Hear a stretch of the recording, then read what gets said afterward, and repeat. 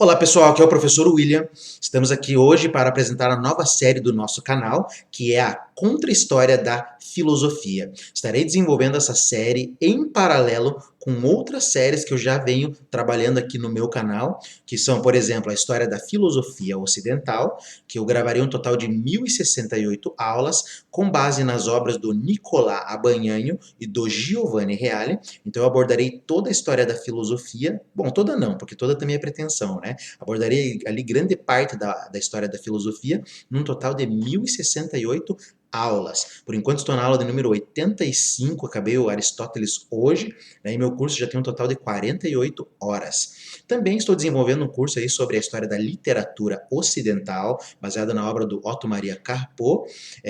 Já estou aí acho que na aula número 31 ou 32, se eu não me engano, e já estou com mais ou menos umas 4 horas de curso, tá? Então agora eu vou iniciar a contra-história da filosofia, que é justamente ali, esses vídeos serão gravados com base no material e na obra do filósofo francês Michel Onfray, tá? Ele escreveu uma contra-história da filosofia em um total de 12 volumes. Aqui para o Brasil só foram traduzidos os 6 primeiros volumes pela editora Martins Fontes, se eu não me engano. Mas a obra que eu utilizarei como guia para o meu trabalho será a obra direta do francês, tá? Eu tenho os 12 volumes aqui em francês, da Contra-História da Filosofia, do Michel Onfray, e é com base justamente nessas obras aí em francês que eu farei as aulas para vocês, tá? No total, serão, se eu não me engano, 1837 aulas sobre a Contra-História da Filosofia. A grande diferença desses vídeos da Contra-História da Filosofia para os que eu já venho fazendo sobre a história da filosofia é que os vídeos da história da filosofia que eu faço são vídeos assim bem grandes. Hoje, por exemplo, o último sobre Aristóteles deu 1 hora e 58 minutos de vídeo, só uma aula sobre Aristóteles, porque são 19 aulas. Os vídeos sobre a contra-história da filosofia serão mais, serão 1800, portanto 800 a mais, mas não serão vídeos tão longos. Eu gravarei vídeos um pouco mais curto, por quê? Porque a obra do Michel Onfray permite que eu consiga fazer vídeos ali de entre 10 minutos, 25 ou 30 minutos, né? Então não vai ter nenhum vídeo assim de 1 hora, que nem eu sou acostumado a fazer, tá bom? Então é isso. Eu vou apresentar para vocês ali um pouquinho dessa obra Contra a História da Filosofia. Essa já é a nossa primeira aula, baseado ali numa parte da obra, tá? Da Contra a História da Filosofia. Vamos dar uma olhadinha então. Essa aqui é a capa do volume número 1 da Contra a História da Filosofia, e o nome desse volume é As Sabedorias Antigas. Então essa obra vai justamente tratar da filosofia antiga. Mas Contra a História da Filosofia é diferente da história da filosofia. Qual que é a diferença? A proposta aqui do Michel Onfray é basicamente fazer uma filosofia sem o cunho religioso, ou, de certa forma, uma filosofia laica. Ele vai tentar justamente mostrar que existem autores dentro da história da filosofia que foram apagados, esquecidos ou foram deixados de lado, não foi dado importância para certos autores. Por quê? Porque eles não se vincularam ao pensamento vencedor, que é isso que a gente vai discutir na aula de hoje. Então, para o Michel Onfray, há uma espécie de pensamento vencedor que justamente vai glorificar os pensadores que estão do lado desse pensamento. E os outros pensadores que estão, digamos assim, do lado dos perdedores ou do lado dos vencidos, digamos assim, esses pensadores vão ser esquecidos ou apagados ou não vão ter importância, não vão ter muita relevância, apesar dos seus feitos. Por quê? Porque eles estão do lado que não venceu, justamente. Michel Onfray, ele é um filósofo que trabalha ali uma perspectiva nietzschiana e também, de certa forma, ali, ele traz vários elementos da filosofia do Foucault, principalmente ali o primeiro Foucault, que é o Foucault da arqueologia dos saberes, que é o Foucault que justamente vai fazer uma escavação ali sobre todo aquele saber feito e vai justamente mostrar outras formas de saber ali que perderam, que estão, de certa forma, escondidas ali. O trabalho do arqueólogo é escavar ali uma série de camadas, escavar o solo para tentar encontrar as coisas que foram soterradas. O trabalho do Michel Onfray é justamente esse, utilizando de certa forma uma parte ali do método de Foucault, tá? Que é justamente escavar a história do pensamento para trazer à tona esses pensadores que foram vencidos, que foram soterrados. Então, de certa forma, essa história da filosofia, essa contra-história da filosofia, é basicamente uma filosofia laica. Eu disse filosofia sem religião, mas na verdade vão aparecer filósofos religiosos também, mas que eles elaboram a religião de uma outra forma. De certa maneira, a obra do Michel Onfray, né, já vou falar um pouquinho sobre ele, ela é baseada justamente ali num materialismo, num hedonismo, também de certa forma num agnosticismo, tá? Então a obra dele é justamente baseada numa maneira de viver a vida, né, melhor, uma vida assim plena, sem o auxílio, digamos assim, do idealismo ou da religião, ou pelo menos daquilo que a religião trabalha dentro da perspectiva idealista. Então, assim, essa é a primeira capa da Contra-História da Filosofia, vai tratar lá das sabedorias antigas. Sobre essa obra, eu deixei anotado aqui, eu vou gravar um total de 106 aulas sobre as sabedorias antigas. Então, vai falar ali de uma série de autores e pensadores, tá? A segunda obra da Contra-História da Filosofia é o cristianismo hedonista. Então, esse cristianismo hedonista ele vai justamente mostrar os autores ali da Idade Média, do período medieval, e vai até o Montaigne, Michel de Montaigne, se eu não me engano, tá? E vai justamente mostrar os autores ali do cristianismo que defendem, de certa forma, ali uma vida baseada no prazer, né? Hedonismo é uma teoria do prazer. Então, essa segunda obra vai tratar de um cristianismo hedonista. Por si só, o título já é polêmico. Será que tem como pensar o cristianismo hedonista na perspectiva de Michel Onfray? Sim. Terceiro volume da Contra-História da Filosofia, Os Libertinos Barrocos. Então aqui o Michel Onfray vai tratar de autores que foram influenciados ali pela filosofia de Montaigne. Essa obra, se eu não me engano, vai de alguns pensadores ali, tá? Eu não lembro agora direito quem começa, mas faz tempo já que eu li essa obra, e termina lá com o Spinoza, se eu não me engano, tá bom? Quarto volume da Contra-História da Filosofia, Os Ultras das Luzes. Então, os Ultras das Luzes são todos os filósofos lá do Iluminismo que não se apegam, digamos assim, ao pensamento idealista, estão mais voltados ao materialismo, tá? Aqui vai aparecer o Cyrano de Bergerac, o Barão de Holbach também, e uma série de autores. Tá? Todos os autores aqui do Iluminismo.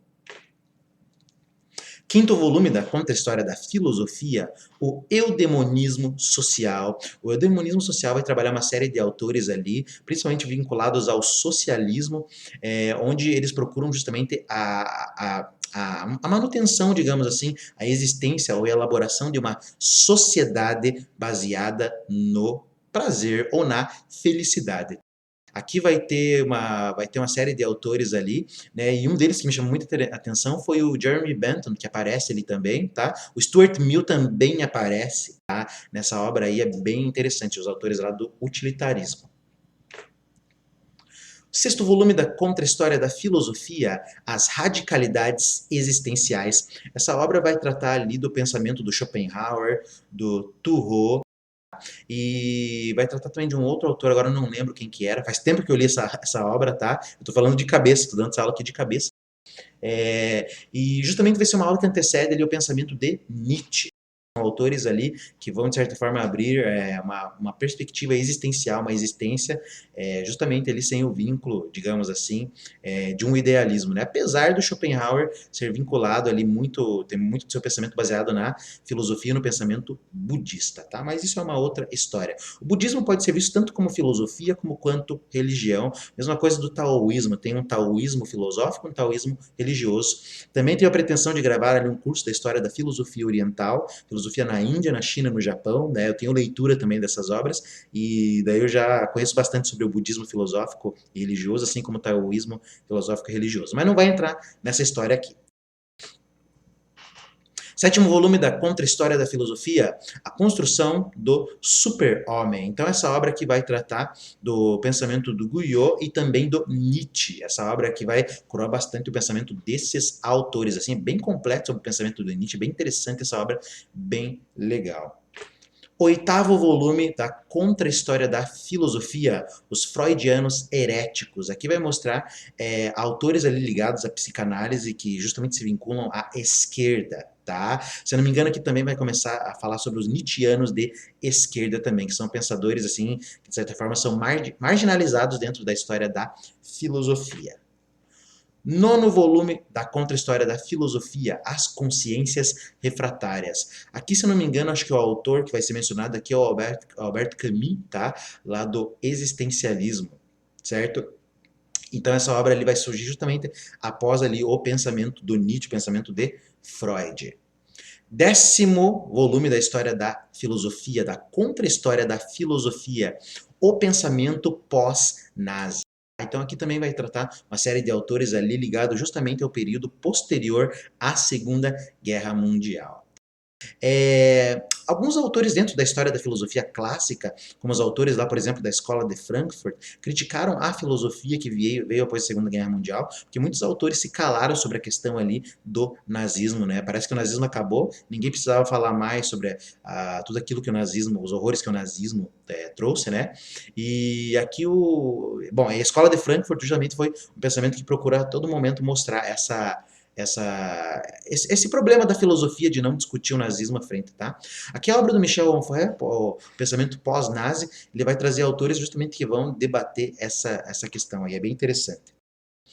O 11º volume da Contra-História da Filosofia se chama O Outro Pensamento de 68, e aqui o Michel Onfray vai partir de uma crítica à obra ali do Luc Ferry e do Alain Renaud, que justamente se chama O Pensamento de 68, ensaio sobre o anti-humanismo contemporâneo, que vai mostrar ali uma mudança de pensamento ali, principalmente dentro da filosofia francesa, justamente por causa dos acontecimentos pós-guerra.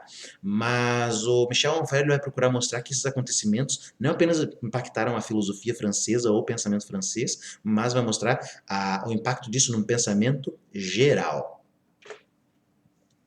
E a última obra da Contra-História da Filosofia é A Resistência ao Niilismo. E aqui vai mostrar uma série de autores que justamente estão dentro aqui da corrente do pensamento contemporâneo que tem que se defrontar com essa questão do niilismo ali que já foi aprontada pela filosofia do Nietzsche, certo? Então esse é o percurso ali que nós vamos percorrer da nossa Contra-História da Filosofia. Vamos trabalhar diversos autores que justamente foram de certa forma ali marginalizados, deixados de lado ou esquecidos, segundo a perspectiva do Michel Onfray. Então hoje vamos iniciar ali a nossa primeira aula, tá? Fiz uma introdução geral ali sobre os títulos, sobre os volumes, e hoje vamos começar então ali a obra, né, As Sabedorias Antigas, que é o livro 1.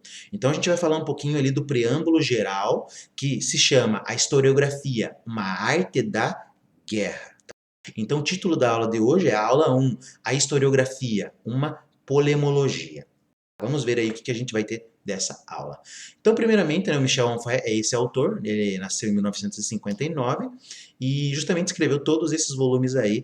Então, grande parte das obras do Michel Onfray justamente vão tratar ali de uma questão ética, justamente uma maneira materialista e hedonista de viver a vida. Vale a pena dar uma olhadinha na obra dele, é bem interessante, bem legal. Tá? Então vamos começar. Nossa aula número 1, então. A historiografia, uma polemologia.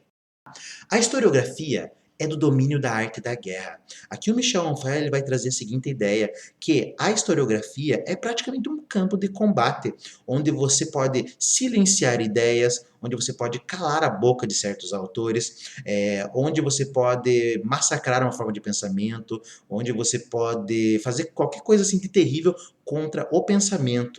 Tá? Ele traz mais ou menos a ideia de que essa historiografia é justamente uma arte da guerra. Por quê? Porque há um lado vencedor e um lado perdedor, assim como na guerra. Então toda estratégia de guerra pode ser utilizada dentro de uma historiografia. O que é historiografia? É escrever a história, é a arte de escrever a história. Isso aqui é muito importante. Por quê?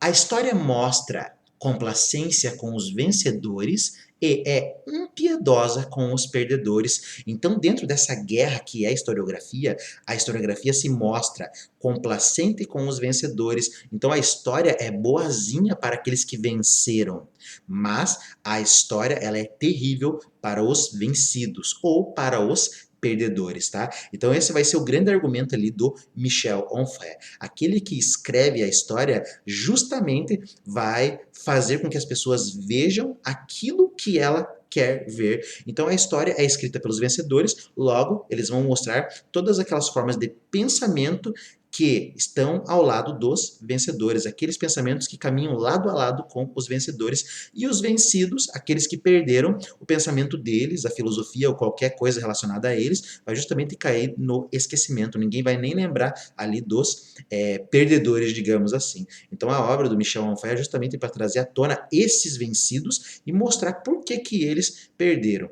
E mostrar também por que autores tão importantes dentro da história da filosofia ocidental são realmente importantes. Michel Onfray vai dizer, eles são importantes porque a história considerou eles importantes, mas tinham outras pessoas importantes também que foram esquecidas justamente porque pensavam de uma maneira que não convinha a quem escreveu a história, que no caso é o vencedor. A história da filosofia não escapa a essas regras. A história da filosofia não escapa à arte da guerra da historiografia. A história da filosofia ela está dentro justamente desse combate, onde o pensamento do vencedor vai justamente suplantar, esconder, vai ali, digamos assim, justamente calar a boca do pensamento dos vencidos. A filosofia se coroa como a mãe de todas as ciências. Aqui o Michel Onfray vai fazer uma grande crítica à filosofia, mostrando que a filosofia ela sempre mete, digamos assim, o bedelho nas outras áreas. A filosofia quer falar da ciência, e pode falar, obviamente. A filosofia fala da arte, a filosofia fala da geografia, a filosofia fala da medicina, ela fala de várias áreas. Obviamente a filosofia realmente é a mãe de todas as ciências, tá? Conforme a gente pode ver também lá no nosso curso sobre a história da filosofia, eu trato bastante dessa questão. Mas o que o Michel Onfray traz aqui é o seguinte, a filosofia ela questiona outras formas de saber, como por exemplo a ciência, a arte, a religião, etc.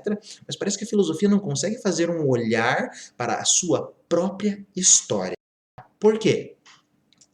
A filosofia não questiona o modo de fazer a sua própria história. Ou seja, a filosofia parece que não olhou para trás e falou, espera aí, mas quem que está escrevendo a minha história? Quem que está falando que realmente esses autores ali são os maiores autores da história da filosofia? Quando se pensa em autores da história da filosofia, a gente pensa em Sócrates, Platão, Aristóteles, Kant, Hegel, etc. Mas quem disse que esses autores realmente são os mais importantes? Então, Michel Onfray vai trazer a ideia aqui justamente que foi uma história dos vencedores que coroou esses autores aí, justamente porque eles estão do lado dos vencedores, enquanto os vencidos, os autores ali, digamos assim, que perderam a batalha, tá? Justamente não são lembrados, eles estão ali soterrados ali pelas camadas ali, pelos argumentos dos vencedores. Por que a filosofia ignora a sua própria historiografia? Por que a filosofia ignora a sua própria história? Essa é uma pergunta que o Michel Onfray faz, e é uma pergunta filosófica. Por que a filosofia ignora a sua própria história? Tá? Qual o interesse em dissimular os segredos de fabricação de sua própria história? Por que a filosofia dissimula os segredos da fabricação da sua própria história? Qual é o interesse? É justamente esconder a origem e a produção da sua própria história. Quem que escreve a história da filosofia? Quem que mostra que Sócrates, Platão e Aristóteles são os principais filósofos gregos? Quem que fala que os filósofos antigos são pré-socráticos? Por que pré-socráticos? Por que eles não estão no mesmo nível de Sócrates? Por que eles são chamados de pré, como se o pensamento deles fosse inferior ao pensamento do Sócrates? Quem coloca quem é o vencedor e quem é o perdedor, tá? É essa a questão. O que esconde a vontade de manter afastado da razão raciocinante o processo de construção de uma história da filosofia única, canônica e objetiva, unívoca e incontestável. Então, quem que diz realmente que a história da filosofia é da maneira como a gente vê na grande maioria dos livros? A gente vê uma história da filosofia e sempre aparece os mesmos autores. Sempre vai ter capítulos gigantescos sobre Sócrates, Platão, Aristóteles, o Kant, o Hegel e outros autores. Mas por que capítulos imensos a eles e não a outros autores também?